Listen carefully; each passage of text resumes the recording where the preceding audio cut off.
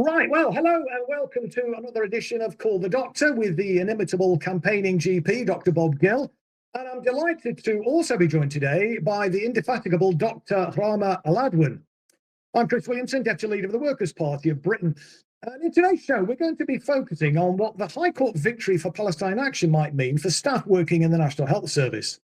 Now, we know that the Health Secretary, Wes Streeting, wants to stop NHS staff from criticising Israel and supporting Palestine because it's imposed the IHRA's discredited working definition of anti-Semitism on National Health Service employees. The International Holocaust Remembrance Alliance cites 11 examples of what it says constitutes anti-Semitism in various settings, including the workplace. 5 of its 11 examples cites criticism of Israel, and it even claims that referring to Israel as a racist endeavour is anti-Semitic. So it's basically a Zionist charter. Now, you don't need the IHRA's 258 words to describe what anti-Semitism is. I mean, the dictionary definition is perfectly adequate for that. And the IHRA's lead author, Kenneth Stern, has condemned it, saying it's been weaponised to silence critics of Israel. Yet Streeting's insisting on mandatory anti-Semitism training for all 1.5 million NHS staff based on the IHRA's skewed definition. Now, we know that doctors and other clinicians who've spoken out against Zionism and Jewish supremacism, which is responsible for the Gaza genocide, have been targeted by the Zionist lobby who've tried to destroy their careers. And it's pretty clear that Streeting wants to help the Zionist lobby to target even more NHS workers who dare to speak out against Israel and its apologists. So what impact will the High Court decision have on Streeting's ambitions? And what effect will David Miller's Employment Appeal Tribunal have if it upholds the decision of the original tribunal hearing, which ruled that opposition to Zionism was a protected characteristic in employment law? But before we get into answering those questions, I wonder whether you might just tell us what's happened to you, because, I mean, you've been relentlessly targeted, and Wes Streeting was apparently furious when you were cleared, I think it was last year, wasn't it, by a GMC tribunal after the Zionist lobby tried to get you suspended for posting pro-Palestine statements on social media. Hello, everyone. So, yeah, I'm Rahmeh Aladwan. I have been a doctor in the NHS for about 7 years. And this campaign against me by the Zionist Jewish lobby has been about 2 years ongoing. I was reported by UK Lawyers for Israel, had an investigation by the General Medical Council. I won that. And then another investigation was started, again, complaints from the Zionist Jewish lobby and some Zionist Jews, actually, including doctors. And through that investigation, the second one, I was referred to a tribunal, spearheaded really by Campaign Against Anti-Semitism. I attended the tribunal. I actually won. That was on the 25th of September last year. And straight away, there was a media frenzy, and the Health Secretary, Wesley Streeting, who's obviously funded by the Zionist Jewish lobby, made online comments against my victory at the tribunal. And he made even more claims, including vowing to suspend doctors who are alleged of being anti-Semitic before even having a tribunal, before being investigated, which is, against really the any kind of democratic running of any society. Kind of guilty before proven innocent. And he also pushed the IHRA in November. So, through his public comments, as well as his legal threats against the General Medical Council and the tribunal, as well as legal threats from the Jewish lobby. So they worked together really hand in hand. They referred me to a tribunal again, only 12 days later. And that then resulted in my suspension for 15 months. So I was suspended on the 26th of November. So it's been a few months now, and Streeting hasn't really kind of stopped from my side now. He's continuing to go ahead with those plans with his donors and his friends, the Jewish lobby. Yes, indeed. And I mean, and the persecution isn't just within the National Health Service in terms of being suspended and being called before tribunals and so on. I mean, you've also been arrested by the police on a number of occasions as well, haven't you? Yes, been arrested 4 times I was the first arrest was 2 days before my tribunal, which I do believe that it was to throw me off. Just to put, because they did the same with Dr Rehan Ali before her tribunal. She was arrested. So I think that's a tactic that is used by the Zionist lobby through the state. And then after that, I was arrested 3 more times, in under 3 months. So yeah, I've got my bail police attendance in March coming up, where they're going to see if they want to try and charge me or not. Again, I think this is both intimidation, but it's also the Zionist lobby uses the British establishment in any way that it can to push its kind of foreign agenda for Israel. And so using the regulator for us as healthcare workers is a big one, because the General Medical Council are completely subservient to the lobby. And, Wesley Streeting meets up with the Board of Deputies of British Jews, meets up with the Jewish Medical Association, who used to be called the Israeli Medical Association, and makes promises to them. So I think that's one reason. Another thing is that they want to make an example out of us for everybody else who's going to speak up. I think that's what the arrests really do. But I think what happened with my arrest, just very quickly, is that the first 3 were based on they're all based on speech for Palestine and supporting the Palestinian resistance, as per international law. But I think the first 3 were based more on me talking about Jewish supremacism, and so it was the Public Order Act, whereas the last arrest was based on the Terrorism Act, the Section 12. And I think it's because they know they don't really have a case for the first 3, and so they're resorting now to the Terrorism Act to try and charge me in March, which kind of links in with the Palestine Action thing. Indeed. And just to finish off, I mean, you're not the only doctor. I mean, you mentioned one, but I mean, it seems that the medical professionals are being systematically targeted if they dare to raise their head above the parapet, to speak out against genocide and to speak up for the Palestinian people. I mean, this is the cause, isn't it, that of the century, frankly, that everybody should be absolutely railing against and demanding, justice for the Palestinian people. And yet, when people like yourself have the temerity to speak out for humanity, you are targeted. But as I was saying in the introduction, I mean, you've been indefatigable, but so have a number of other medical professionals. I mean, where do you get the strength from? How because it's pretty brave what you've done. I mean, it's amazing. I think for me personally, I didn't really have any other choice. I just, we're all human beings, and on top of that, you're a doctor who's meant to have that responsibility of preserving life, of healing, saving your fellow humans. So seeing the horrors that we were subjected to through our phones, and the Palestinians were subjected to in real life, the dismembered children, the bombing of hospitals, the targeting of our colleagues in Gaza, I think it felt impossible not to speak up. And I'm still astonished till today how quite a lot of healthcare workers haven't spoken up till now. But I think they're the cases that you see maybe of me and Dr. Rehan, Dr. Ellen Creasles, because we've been arrested as well. And then you have Dr. Nadeem Crow. We're the ones who have kind of been quite tenacious and said, well, we're not going to give up. We're going to continue to speak. And so the Jewish lobby has gone further every time and has then tried to get us sacked, investigated again, and then arrested. So those are the cases that kind of show up. But behind that is actually, I would say, even more than hundreds. I'd say thousands of healthcare workers who were maybe targeted in their workplace at a local level, like I was at the beginning, and told, you need to calm it down. Maybe they went and they deleted their profiles, just kind of local situations that we don't even know about.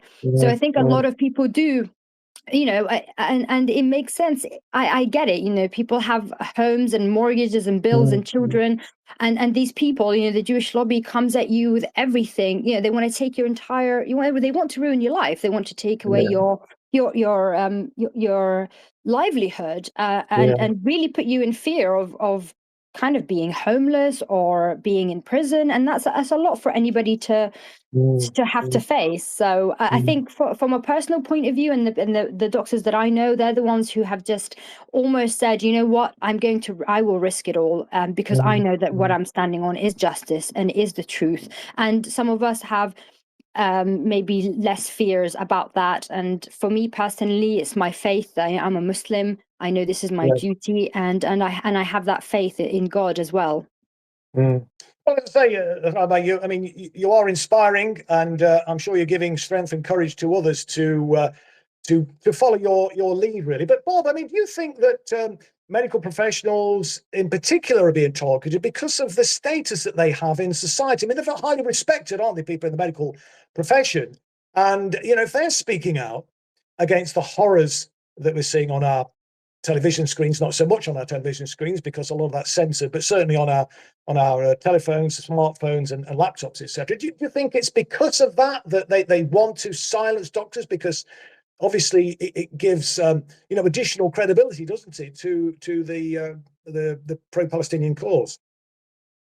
Absolutely. So to be a medical professional, you need to have a strong ethical and moral framework. Well, at least on paper, you should. I deeply respect what Rahmeh has gone through. I went through a very much milder process, maybe 1% of the aggravation you went through. I was subjected to a complaint originating from UK Lawyers for Israel. Nashad, you were collecting tweets of mine. Apparently, there'd been an investigation by the GMC, which didn't get anywhere. And then the UK Lawyers for Israel appealed, and they decided to do another investigation and ask for my response. Now, I'd already taken heat for my activism against NHS privatization. I'm a bit older in my career, although, the first time I felt some regulatory pressure, it was like being punched in the stomach. You think, I'm jeopardizing everything here. I can't just think about myself. I got to think about my family. So it has a definite chilling effect. I provided a robust rebuttal of the accusations that were being put in front of me. In fact, they were ludicrous. One of the tweets that they had screenshot and sent me was me pointing out that a general or a politician from Israel was lying. And I put the emoji of a Pinocchio long nose. And apparently UK LFI was saying that's anti-Semitic. Yeah. So they were being anti-Semitic by casting that allegation at me. But if you type in liar into an emoji search box, that's what you get. So it was bordering on the ludicrous. So I had to have a laugh when I was doing my rebuttal. The problem is the medical defense unions are pathetically weak. And they refused to send my rebuttal, and they put something forward which is quite tepid. I said, well, I'll bow to your experience. And eventually the GMC gave it up. But the GMC wanted me to note lessons, and some of the lessons were, well, you didn't rebut this strong enough. So in the end, my defense organization, I would suggest, did me some harm, but in the end it was dropped. So myself at a lower level of reposting academics like Norman Finkelstein, very creditable voices on the whole Gaza genocide, people like Max Blumenthal. These are people who know what they're talking about. It's not just me randomly blowing off and having an opinion. I'm listening to people immersed in this whole humanitarian scandal for decades who are saying these are the facts, and any rational person with a heart can only stand on the side of the Palestinians. There is nowhere else to stand. And unfortunately, making a public spectacle and dragging people through a regulatory nightmare, as Dr. Aladwan and others have been done so publicly, it is designed to shut up those people who have a respected voice in the community, because they're fearful that our voice will travel and it may encourage others to speak up. Yes, no, indeed. I mean, the absurd accusations, I mean, they are ridiculous. I remember when I was targeted, I know it's a different context, but when I lost my parliamentary platform, I mean, there was a series of absurd accusations against me. I'll just give you one example. I'd criticised some MPs who were complaining about the fact that I was going to be speaking at a number of fringe meetings at the Labour Party conference in 2019, even though I was suspended, although I was taking the Labour Party to the High Court. And in fact, the High Court hearing had already happened. We were awaiting the outcome, the verdict of the judge. And I was contacted by the press because people like West Streeting and others were up in arms about me having the temerity, as I say, to go along to the Labour Party conference. I wasn't going to be allowed into the main conference, but I was going to be speaking at some fringe meetings, as I say. And the press came on to me saying all these people are criticising you, and I said, well, they need to pipe down and get behind the leader and fight for a Labour victory so we can build a good society. I was then accused of using an anti-Semitic trope because the reference to pipe down was some sort of oblique reference to the gas pipes in the gas chambers during the Holocaust. I mean, and the fact that the Labour Party took it seriously, I mean, it's like you, Bob. It's just when you said, use the Pinocchio emoji, that was then seen as some sort of, anti-Semitic trope. It is just so ludicrous.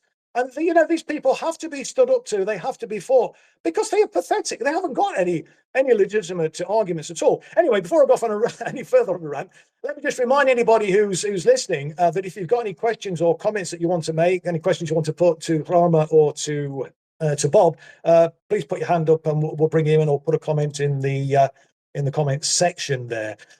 Just moving on then, if I can then, Rahmeh, to the Palestine Action High Court victory, which I know they're going to be retried on some of the charges, but I think it was a very significant victory. And of course, then there was another important issue to take account of, I think, and that relates to Professor David Miller's employment tribunal. As you'll know, he won his employment tribunal against Bristol University. I think it was last year, was it even the year before? It's a while ago anyway now.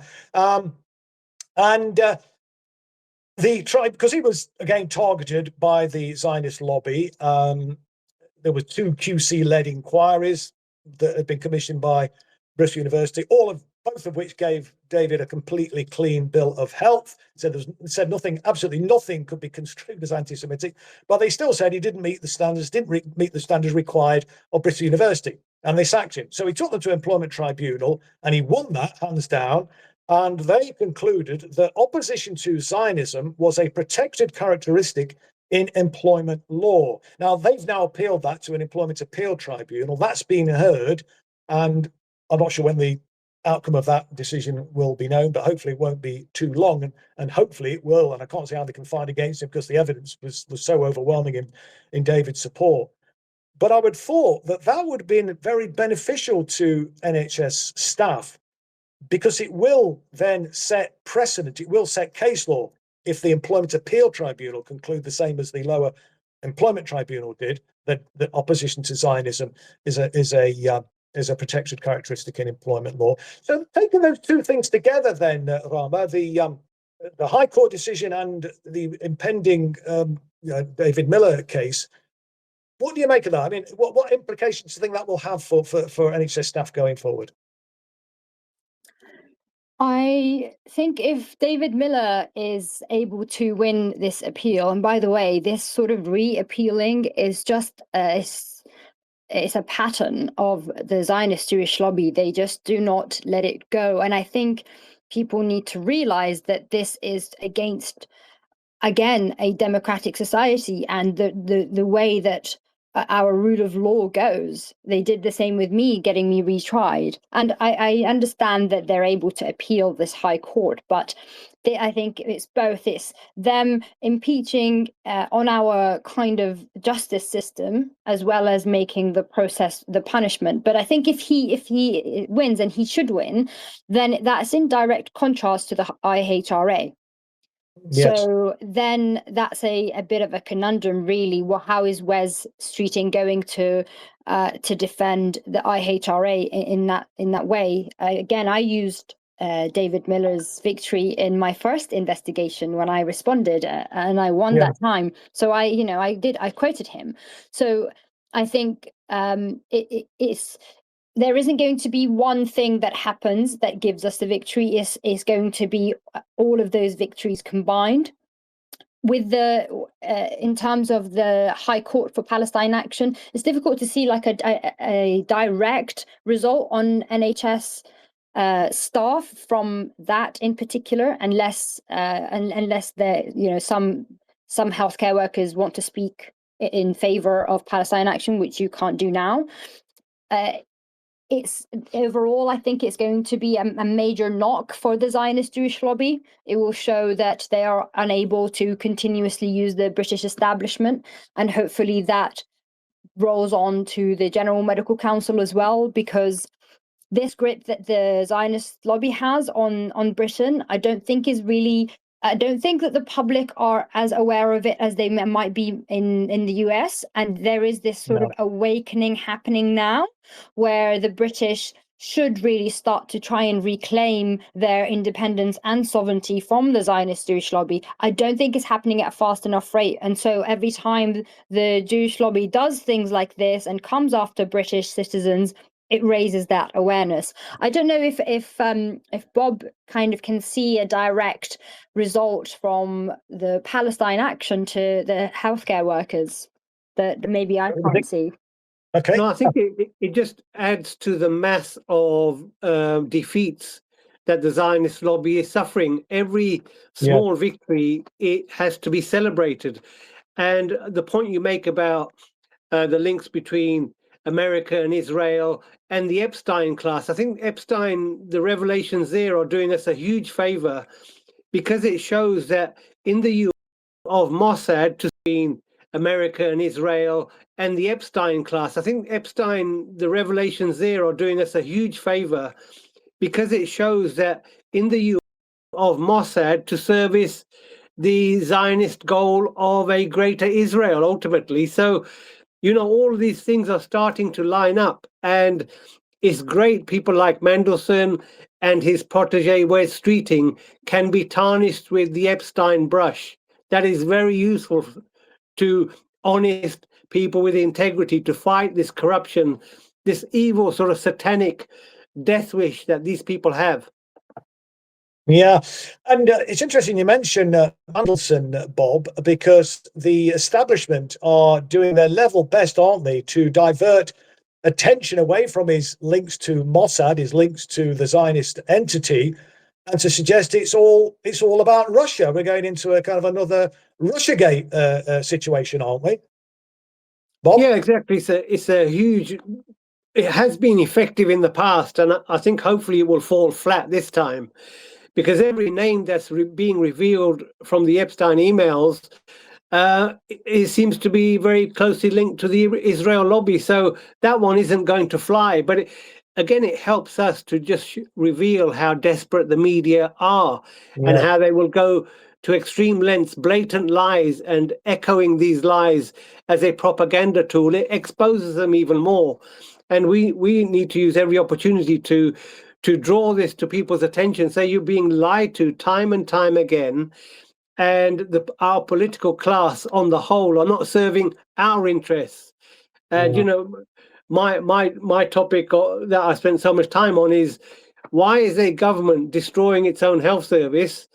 Well, these are the same people who will support bombing Gaza into obliteration. These are psychopathic, sociopathic people who do not care for humanity, whether it be in this country or in Palestine. They certainly don't care about children being trafficked for sex rings, because they've spent decades covering it up. And, if anybody's to pretend that MI5 and the CIA and FBI didn't know what was going on, they really need to wake up very quickly. They all knew what was going on, and they were hoping that it would never get the light of day. No, indeed. And Rahmeh, I mean, what's your thoughts in relation to how they're trying to pivot this whole issue onto to Russia? It's all Putin's fault. Yeah, I mean, it's clearly obvious that Epstein was a Russian spy. Pretty much everybody in his immediate circle is a Zionist Jew, and the amount of links to Israel are, more than we can even comprehend. So the most natural conclusion would be that he's a spy for Russia. You can never blame Israel. You can never blame a Jewish person. You can never, go anywhere near that, God forbid, because then you'd be going near the chosen people. And if you do that, then they'll the Zionist Jewish lobby will come for you, just like they come for healthcare workers, just like they come for the Palestinian resistance and Palestinian children and men and women. So they don't. You go anywhere near them, they destroy you. So, of course, our media class that are completely subverted by the same lobby, as well as our government, will not say that he's clearly a Mossad Israeli spy. But yeah, people are not buying it. No. Wes Streeting tried to, do a weird thing with releasing. You know what? I actually, part of me thinks that it's not Streeting that released those messages with Mandelson. I think they were released for him. I think our politicians who are funded or blackmailed by the Epstein class, by Israel, they know that they have a limited time for which they are useful. And so do the people that control them. And when that time runs out, they need to be discarded. And I think that's what happened with Streeting, because releasing those messages where you're saying that that war crimes are being committed, targeted brutality against men and women. Everybody in Britain already hates Streeting. He is, for the privatization of our NHS. He has been around associates of paedophiles and child sex traffickers. He's just not a great person. I was actually on a protest for a woman who was murdered on her way home in Ilford, and he attended, and that was in 2024. Everybody was really angry that he was there. Liane Mohammed was there as well, because that's their constituency that they were running for. And the friends of the girl who was murdered went up to Streeting and were like, "You were against the ceasefire. You support the murder of women. How dare you even be here?" And he had to leave that protest. That's his constituency. So of course, the British people do not like him, and I think it is time for him to leave. I don't think he was kind of looking at becoming prime minister. That's not going to happen. So I think releasing those messages are a way of just hurrying that along and making sure he gets discarded. The issue isn't about our politicians leaving. It's like the two main issues is that the people who control them, this whole kind of blackmail Epstein class, the Zionist Jewish lobbies, the military industrial complex, are still there. So we're not cutting the actual source of the subversion of our government, and also they're just never held accountable. Why is Peter Mandelson? Why are we not seeing Peter Mandelson arrested, or any of the Zionists and the Jewish supremacists being arrested from Epstein? Why is Prince Andrew alone getting arrested? Why is it always the Gentiles who have to take the fall? That's another thing that people need to wake up to. No, absolutely. And I think as far as Streeting is concerned, if he fights that constituency in the next election, he is toast. I mean, unless the government changes the electoral system and brings in proportional representation, which would be a good thing if they did do that. But I think that's the only way that the Labour Party is going to be able to retain a reasonable number of seats in the House. I saw one opinion poll which would put them down to just 4 seats if the general election followed that trend that was revealed in that particular poll. Just a couple of messages actually. There's one from somebody who was saying about what your comment, Bob, about Pinocchio, saying it reminds them of when Gary Lineker used a rat emoji. It's common parlance to use Pinocchio as a reference to liars and a rat as a reference to someone behaving badly.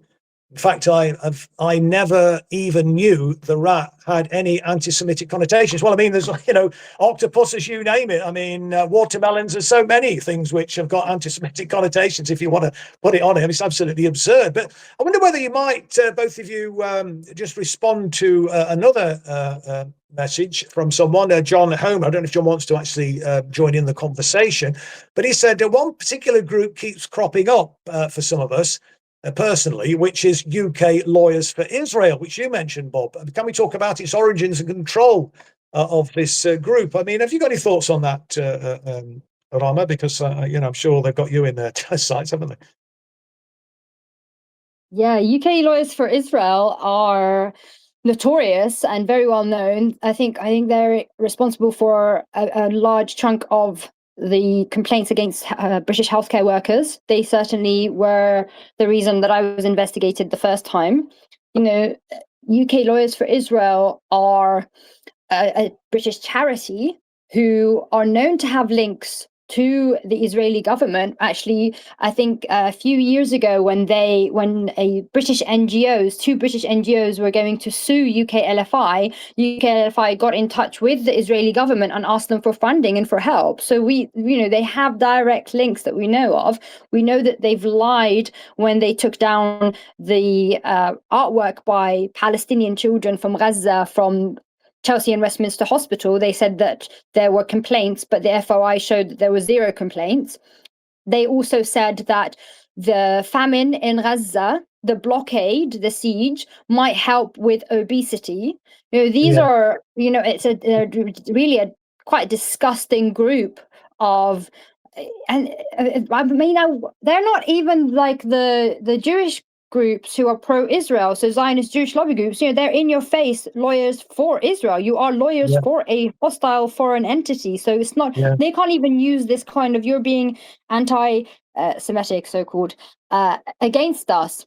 If anything, they shouldn't just not have a charitable status, because that means that they are using our taxes to terrorize us, because they are. I think they're a terrorist group, really, if anything. But they should be prescribed, not Palestine Action, really. Indeed, you took the words out of my mouth, Rahmeh. That's exactly what I was just about to say. But Bob, just before, because John Homer wants to come in, but I mean, the UK Lawyers for Israel, they sound like a bunch of sociopaths, don't they?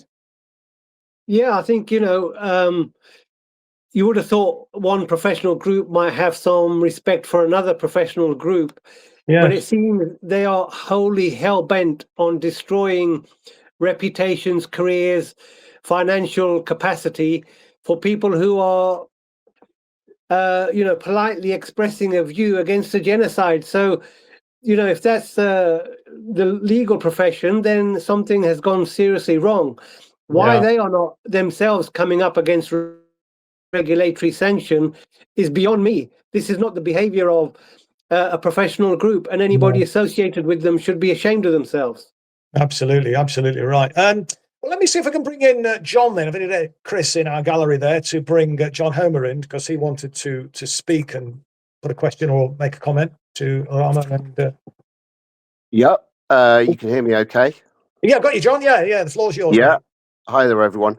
Yeah, I mean, so my own personal experience, and I mentioned this before with you, Chris and Bob, is that my professional organisation, the British Association of Behavioural and Cognitive Psychotherapists, was targeted by UK Lawyers for Israel, basically for daring to use the word genocide in an article in their magazine. And the outcome of that was that they had to publicly apologise, retract the article. They also sacked 2 people who were going to be delivering Islamophobia training for staff, because they had said things on social media which were deemed to be anti-Semitic, although I'd read the comments and I didn't think they were particularly anti-Semitic, but they were certainly anti-Zionist. And do you remember, Chris, that I said that I was doing the anti-Semitism training that was also kind of a condition, if you like, of my professional organisation's sort of grovelling apology. And I did the training a couple of weeks ago, and I had some pretty tricky questions lined up. I should say that the people who delivered the training, I've got a lot of respect for. David Feldman is one of those. Basically, there's only one institute in the country for anti-Semitism within the universities. That's the Birkbeck Institute. And David Feldman I think he has a very balanced view on this whole question of the conflation of anti-Zionism with anti-Semitism. And some of the questions, there were a few thrown in, and he answered. I mean, on the question of use the word genocide, he basically was saying that, well, if people get offended because of something that can be substantiated, then that's kind of tough. Sometimes it's hard to hear the truth. But the really tricky questions, which I won't take up too much time, so I won't go into what they were, but they were basically about the kind of things that the state of Israel's lied about. They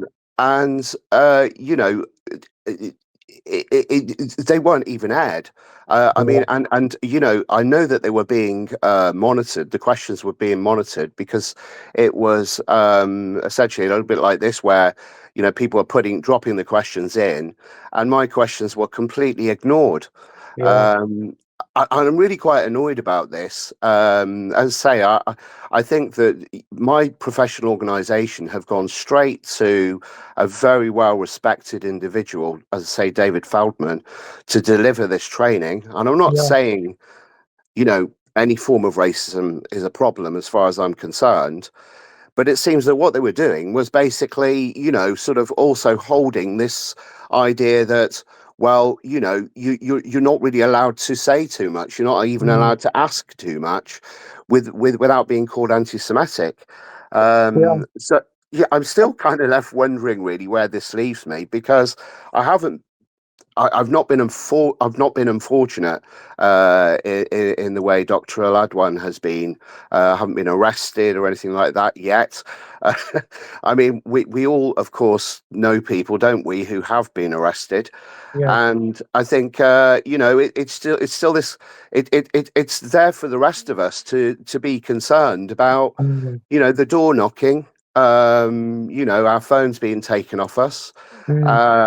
Especially when it comes to if we're protesting, if we're traveling, and we've got to go through passport control, if we post anything on social media, if we've got a job to lose, we need to be seriously worried.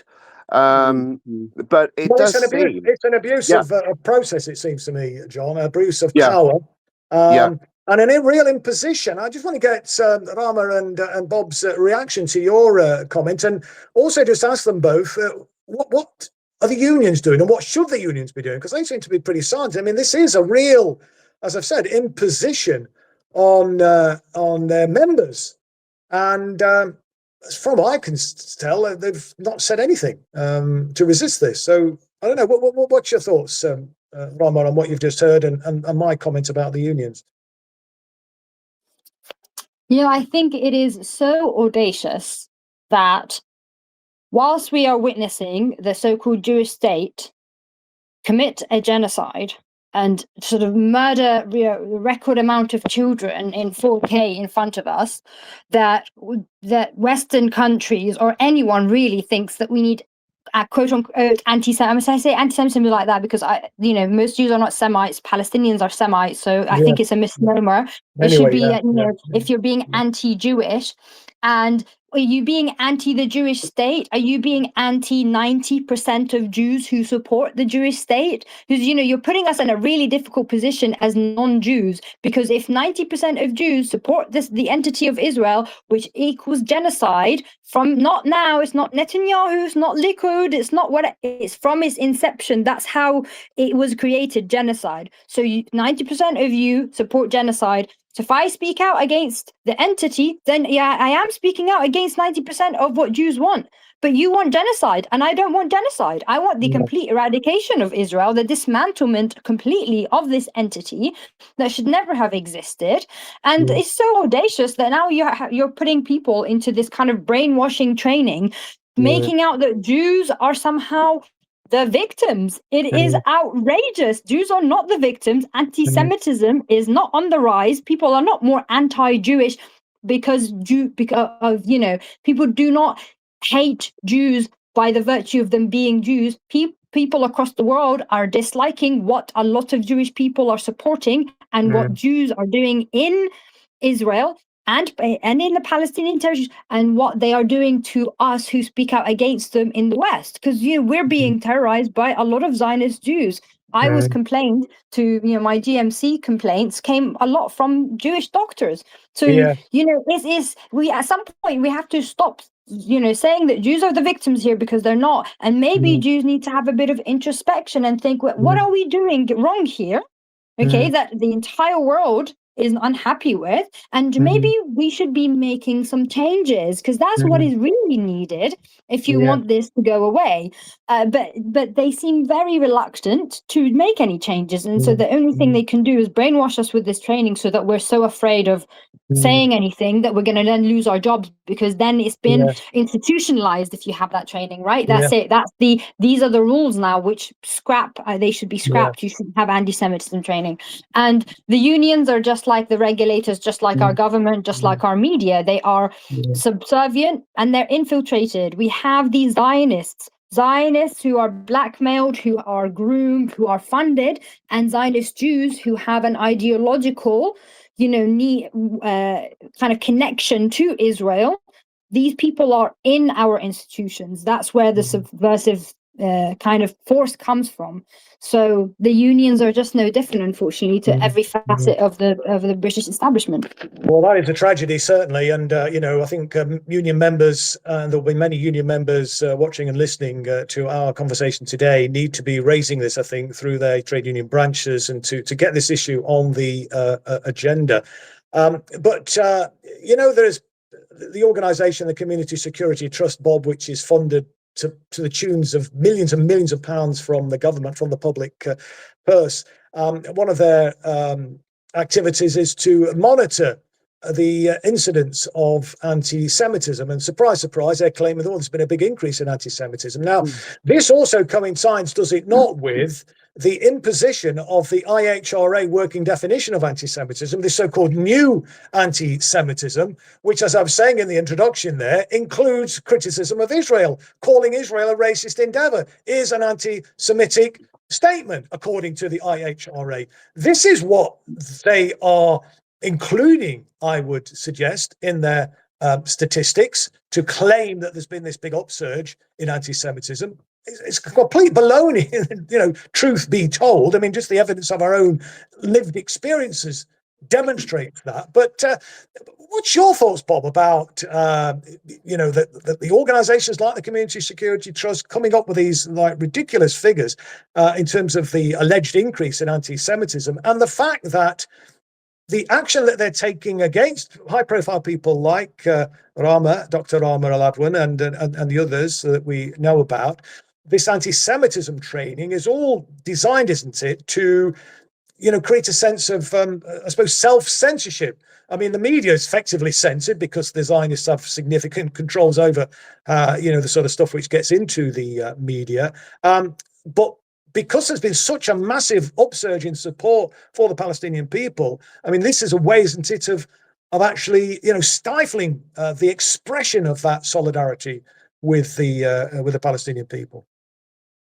Yeah, these organizations are just another arm of the propaganda machinery. We know NGOs serve as a front for political interests, political outcomes.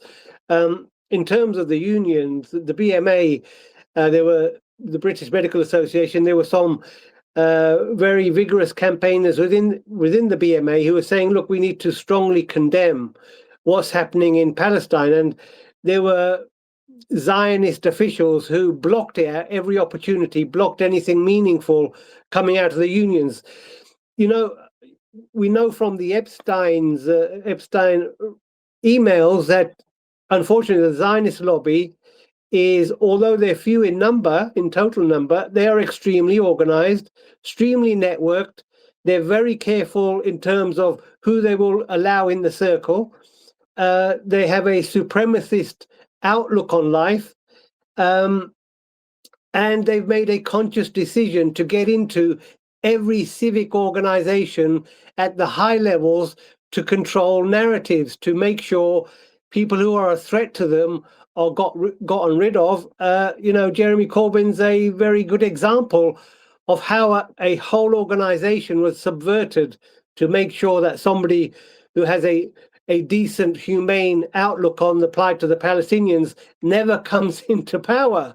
You had the CIA, Mike Pompeo, saying, we won't let Corbyn get hold of power. So, you have, from the heights of the political power structure in the US, in the UK, this extends across civic organizations like unions, and these supposed charities and NGOs are just a multiplication of various tools to perpetuate the propaganda and to demonize any criticism of Israel and to conflate it with anti-Semitism, which we know it isn't. And we also know of reports of Jewish people painting swastikas on synagogues and setting lights to synagogues. So this whole concept of false flags and over-recording and Jewish people behind some of the attacks, we need to wise up. There is no tactic so dirty that it will not be employed by the Zionist lobby. Oh no, absolutely. There's no bottom to the depth to which they're prepared to plummet. Seems to me. So a few questions coming in now. Comments from people who are listening. Can I quickly add something about the community security? The Community Security Trust was founded by the convicted fraudster, who is also a Zionist Jew, Sir Gerald Ronson. Exactly. He mentioned in the Epstein files because a witness said that he believes that Gerald had some involvement or contact with Ghislaine Maxwell and Jeffrey Epstein. And he was also on a leaked document showing him as a funder of Benjamin Milikowski, or Netanyahu's political campaign, alongside obviously the co-conspirator of Jeffrey Epstein, Leslie Wexner. And so he was convicted of it was the Guinness scandal. And he served some time, 6 months, and he paid a £5 million fee. And that was in 1990. And then in 2012, he was awarded a CBE. In 2024, he was knighted. Knighted, yes. It's outrageous. And obviously between that, he founded Community Security Trust, who have links to Mossad, who work with our police, British police, on a regional, national, local level. They give them training on Judaism, our police. And obviously they come up with the annual anti-Semitism report. And this year it was 53% of those incidents were related to Palestine. So again, it just goes to show this anti-Semitism is a scandal. It is a lie. It was a scandal around Jeremy Corbyn. It's still a scandal now, and they can't keep getting away with it. At some point, we need to stop and say, we need to have a look at what you are doing, and what you're trying to deflect from here, because we do not have an anti-Semitism problem. We have a Jewish supremacy problem, and this supremacy is not going to go away if you keep telling non-Jews that they hate Jews, when the Jewish state is murdering kids, and the majority of Israeli Jews and Jews around the world fully support it. We have to have that kind of so that again shows CSD being, they get the funds that go to the Jewish community in this country from the public funds, which are now, it was 72 million, now it's 82 million, because they got 10 more million in October. That goes straight to Community Security Trust and the Board of Deputies, and they distribute it. It's unbelievable, really. It is, and absolutely you're right, Rahmeh. And this thing about assertion that somehow, these people, you must hate Jews if you're speaking up for against, genocide. I mean, it's just so absurd. I mean, you even get the ridiculous spectacle of I know it's a smaller proportion, but some of the Jews who in this country who do speak out, they're self-hating Jews. So I mean, it's just an absolute crazy situation. But let me just come on to the comment that somebody who's listening to the X-Space version of this discussion, Jord, is asking what the implications, if any, there are for doctors and activists in the National Health Service who may not necessarily be, involved in the pro-Palestine movement, or may not have spoken out, or may not even have any interest in that. Are there any implications for people who are not involved in any way, shape, or form, or is it just passing those by? I mean, are there any kind of spin-off consequences, Rahmeh, in your experience?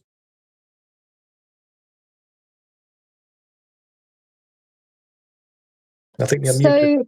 Yeah, I'm here now. I think that's a really, really good question, because I think a lot of healthcare workers do have this mindset of, okay, well, if I don't say anything, if I put my head down, then this won't affect me. But if you're seeing your fellow healthcare workers who are speaking out against genocide getting arrested, getting dragged through tribunals like this by the state, then that the next time, you should know at least that the next time you want to speak out against something that you care about, which it's unbelievable that genocide isn't something you care about, but whatever it is that you're going to campaign about in your life, you should expect that the same thing could happen to you, because what is happening to us is setting a dangerous precedent. Every time we get assaulted and terrorized as British citizens in whatever kind of career that we're in, and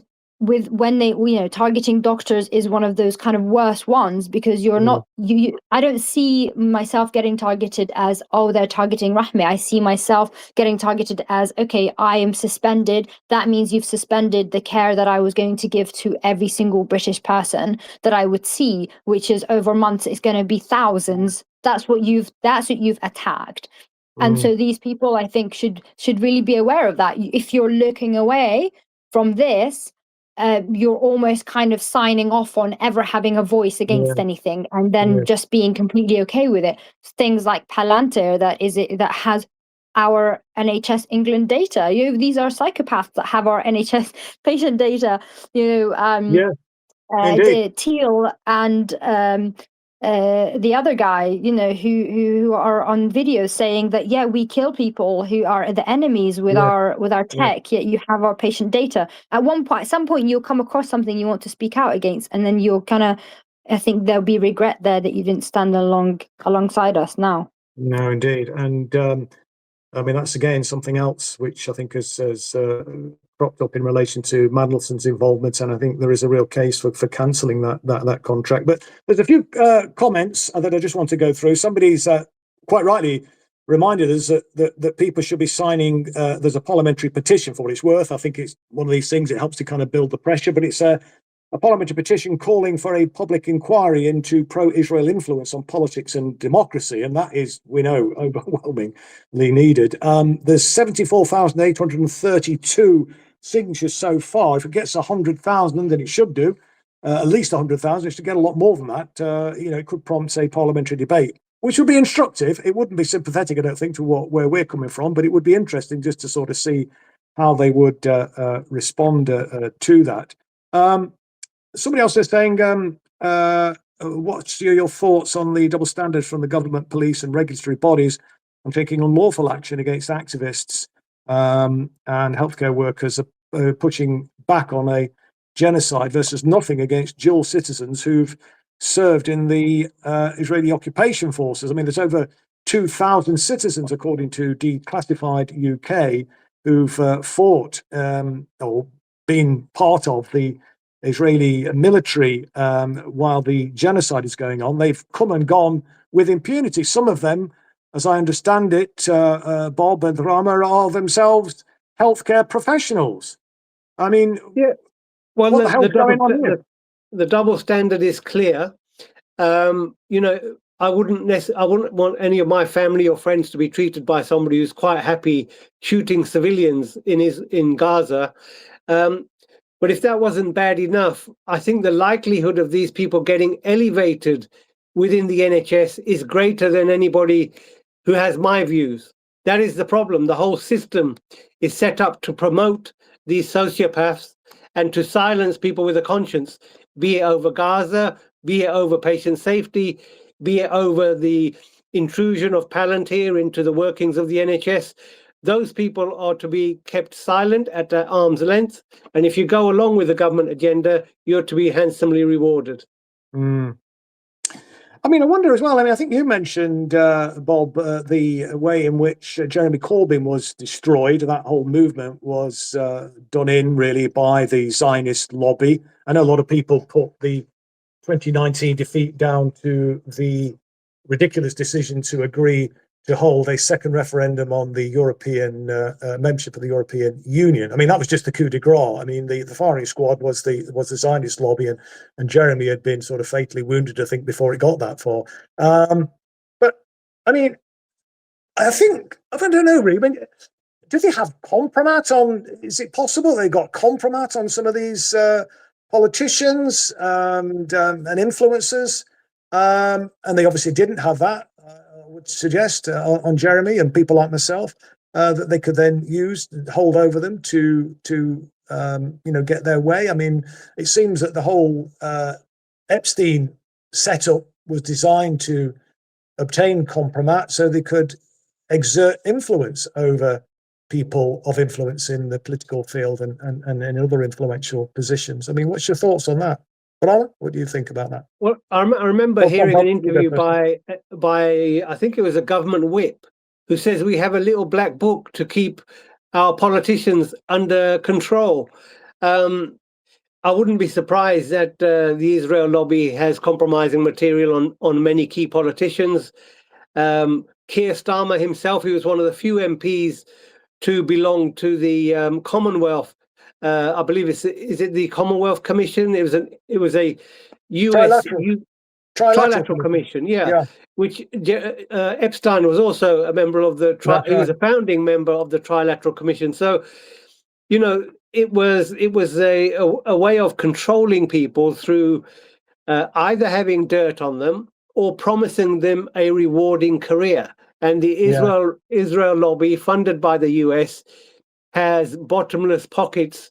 And, if you're a friend of Israel, either through the Labour Party or the Conservative Party, I don't know the statistics, but I would bet that you're more likely to get a cabinet position and other job offers once you leave the Houses of Parliament. So, it's a way to progress your career and to remain protected if you go along with the Zionist agenda.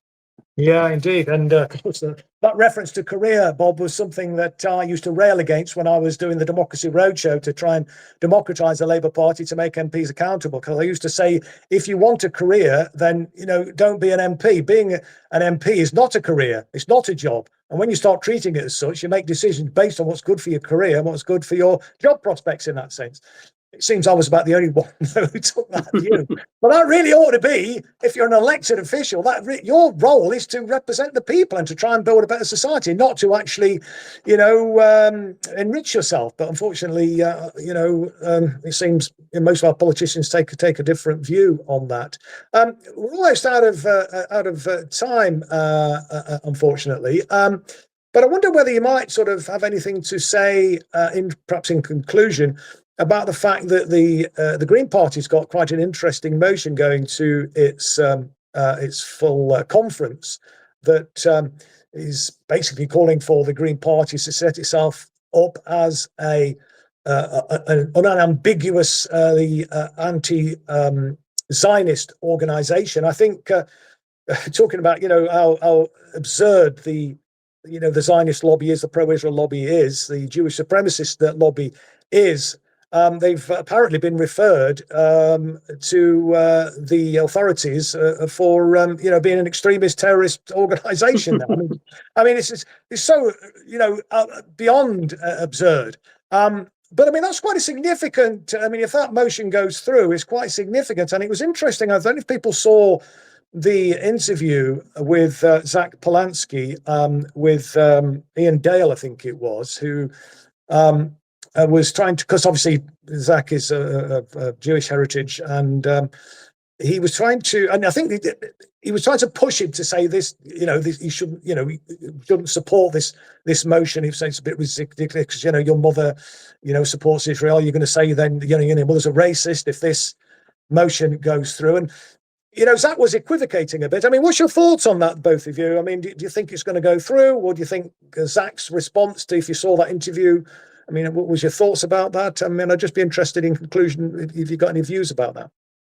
Can we clarify very quickly what exactly is the motion? Is it to say that Zionism is a form of racism, or is it what's the motion in the Greens Party for it? Yeah, I think I haven't got it in front of me, but I think that's essentially what they are saying, and that the Green Party is a sort of a unambiguously anti-Zionist political party. Let me see if I can. Because it came off the top of my head, I should have dug it out. Because it's important to know the definition. A lot of people can say, "Oh, I'm anti-Zionist," and you can ask 10 people the definition of Zionism or anti-Zionism. Yeah. You're going to get 10 different answers, and so I don't really agree with any definition of anti-Zionism that does not mean that there is completely being against the entity of Israel, and therefore being for a one state called Palestine. So that's what anti-Zionism is, because Zionism is the formation of Israel as a Jewish state. So there's no other kind of definition, but people try to make lots of different ones. And I guess that's in terms of the liberation of Palestine. But for Britain, to be anti-Zionist, is to be against Israel. So we cut all ties, complete diplomatic and trade ties to it. So I wonder what the Greens have. But did you see Bob? Did you see the interview with Zach Polanski? I caught a bit of it. What I heard him say was to rebut some of the criticism he was facing. I think it's the devil's in the detail, but if we assume it's a good motion, then I strongly support it gets passed, and good on the Green Party. But I think it's important not to lose track of how we got where we are, and that was weakness of the Corbyn regime, which allowed this very broad definition to be adopted and given credibility. But, we still haven't heard the end of it. I don't think Israel will be satisfied with the demolition of Gaza.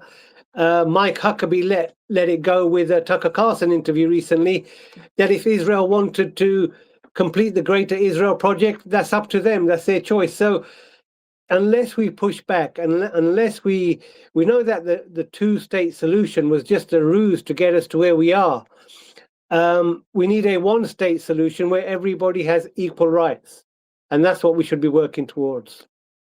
Yeah, I mean, it's interesting. I mean, I'm struggling to find the precise wording of the motion of my smartphone there, Rahmeh, but essentially, I think from the clips I am seeing on here, it is talking about Zionism essentially being a racist ideology in that sense. It is a step in the right direction. Hopefully it will go through. It's another bit of pressure, I suppose, going forward. We have to continue to build the movement and build the pressure, and to not relent, really. And I think the sort of action that you've been taking, Rahmeh, has given people hopefully the strength to follow your lead, as it were. But any closing comments then before we finish off from either of you at all? Anything from you, Bob? Good luck to Rahmeh in your ongoing struggles, and everybody who's supporting you, keep it up. And let's hope the Greens do the right thing. Indeed. Final word to you, Rahmeh. Yeah, I mean, thank you so much for today. I think any step in the right direction is good. But I think it is definitely the time now for the people to apply pressure on politicians, on political parties, because the pressure only works before we give up our votes and before we get to the point where they're in power. And so Zach Polanski going back on, saying, oh, Zionism has morphed into something bad, or it's Netanyahu, not good enough. He knows the history. He knows Zionism is Jewish supremacism. He knows it was built on terrorism against the British and the Palestinians and continues to do so till today. So we can't have any anti-Zionist, so-called anti-Zionist Jew or a non-Jew backtracking on this, because this is for our collective freedom and liberation. And I think people have pride now. They can see how Palestinian liberation is completely tied to our freedom from the Zionist Jewish lobby and the Epstein class, and this, it's really evil against good, and it is us against the the satanic regime, and followers. So I think for everybody, anti-Zionism's got to be the litmus test. If your politician cannot stand against Israel, they're not independent, they will not care about you. So hopefully we can all apply that pressure now. Absolutely. And as Martin Luther King once said, the arc of the moral universe is long, but in the end it bends towards justice. So we're fighting for justice, aren't we?